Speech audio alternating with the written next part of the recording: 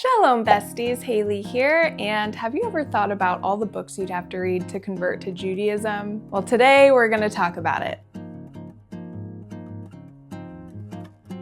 I really wasn't sure what I wanted to film this week, so I asked you what you would like to see, and many of you said you want me to talk about the Jewish books I've read so far. I have quite a few Jewish-themed texts at my home library, but I'm only going to talk about the ones that pertained to my conversion to Judaism. And I also have books that I just still haven't read yet, but they are absolutely on my list. So maybe I'll share those another time, or we'll do like a book update at some point. First, let's talk about religious texts. Can you guess what the first book is that I will share with you?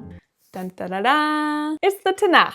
So if you don't know what the Tanakh is, I think some people who don't know get confused. They think it's only Torah, but it's not just Torah. Tanakh is actually an acronym for the different sections. In the Tanakh, you have the Torah, which are the first 5 books of the Bible, the books of Moses. Then you have Nevi'im, the prophets. And then you have Ketuvim, which are the writings like Psalms, Proverbs, Job, Ecclesiastes, Esther, all those things. So the Tanakh is not only the Torah, it is the Jewish Bible. And I got this edition during my conservative conversion several years ago. So what's nice about it is you have the Hebrew text on one side and then the English on the other. So, important book to have if you are learning more about the Jewish faith. The next book I have is called Conversations with God, Prayers for Jewish Women.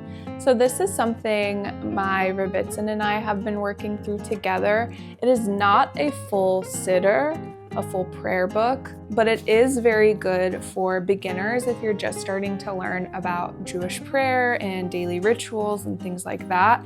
And I actually use this to practice reading Hebrew. So here you have the Hebrew prayer, and then under it you have a transliteration, and then you have the English translation, and then you have this explanation part that dives a little deeper into the prayer you're saying. So if you are new to Jewish prayer, this is a great book to start with, and obviously this is for women. And all of these books will be linked in my shop. I have a whole section of books in there, so you can get almost all of these books in there. Some of them are pretty difficult to find. How I use this to practice my Hebrew reading is I will cover the transliteration, and so that way I'm not like cheating and I can practice sounding out the letters and reading, and then I like check my work with the transliteration, and that's actually been really helpful for my Hebrew reading. I just need to be more consistent about it. Next, I'm going to talk about the books I read for my conservative conversion. So there actually wasn't a ton of reading for that conversion. My process only took about 9 months, and we worked out of pretty much one giant book. But before I even considered conversion, the first book I started with when I became more interested in Judaism is Choosing a Jewish Life by Anita Diamant. And it was so helpful. It really solidified my own beliefs and why I wanted to move forward with a conversion. Because it is not easy if you were not born Jewish, if your family isn't Jewish.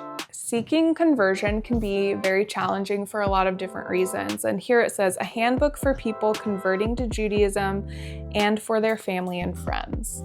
So this is also a good book to recommend to maybe you have a family member that just like doesn't get it and wants to learn about your decision and what that means. This is a good book to give them. And as you can see, it's not super overwhelming. It's a very easy read. Now, the big main book we used for my conservative conversion is Jewish Literacy by Rabbi Joseph Telushkin. And she's thick. I have read this cover to cover. During the actual conversion process, we just had to read certain chapters, but we were encouraged to read the whole book. It actually took me a while to read this entire thing, but I did. And actually, a few years ago, Rabbi Telushkin visited the Omaha community, and he signed my book, and I got to meet him, and it was just a very like full circle moment for me. So this is a very special book in our library. This book really takes you through an entire Jewish history, and having multiple thousand years of history of a religion is a lot to take in. So this was very, very, very helpful, and it's totally doable. It might seem like an overwhelming book, but just take it a section at a time. And if Judaism is really something you want to learn about, and also the Jewish community and culture, this is a very great read. While we're on the topic of books, I wanted to remind you that I made a 5786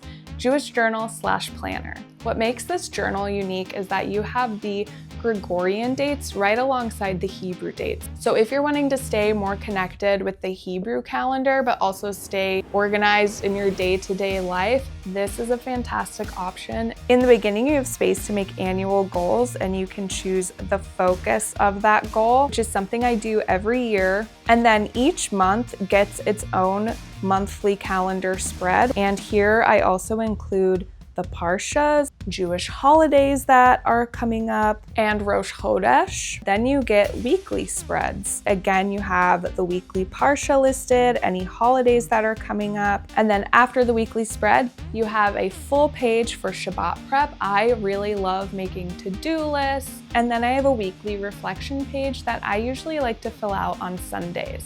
And then when a holiday is coming up, I also have a lined page for reflections about that holiday. So let's read the Hanukkah page. Reflect on a moment when your hope, faith, or consistency created unexpected light in your life. How can you nurture that light this season?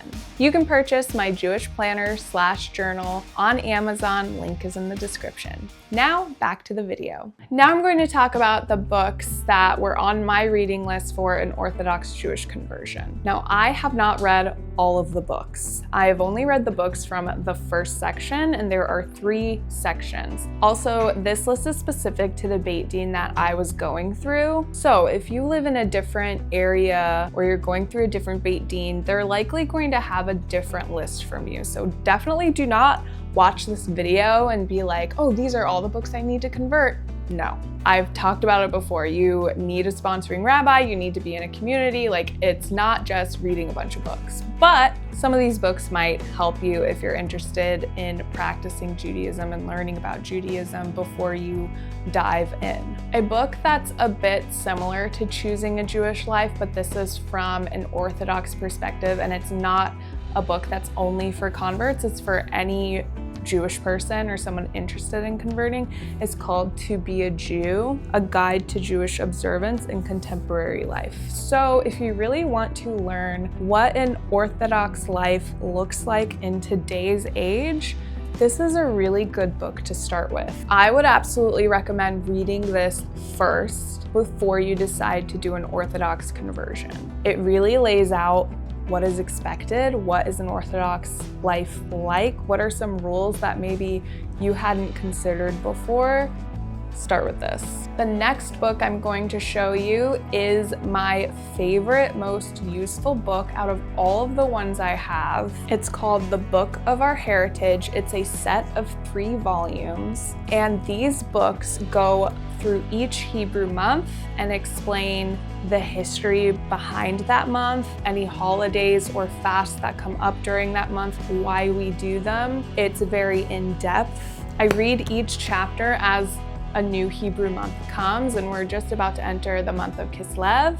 So I will be breaking this out and reading about that month. But these are a set of books that I know I'm going to go back to time and time again. So highly, highly recommend these, whether you're converting or not, or if you have a Jewish home and you want a good reference on the Hebrew months, highly recommend The Book of Our Heritage. The first book I read during my Orthodox conversion process was actually The Radiance of Shabbos, and this is beat up because I bought a lot of books used to save money. I could have probably borrowed some of these books from community members, but I really wanted to build my own Jewish library also. This really breaks down the practices of Shabbos on an Orthodox level. So you're learning about how to do Shabbat dinner properly, the blessings that go behind it, when can you not light Shabbos candles, how much wine do you need to fill in your Kiddush cup for the blessing, how much wine do you need to drink for the blessing to be legitimate.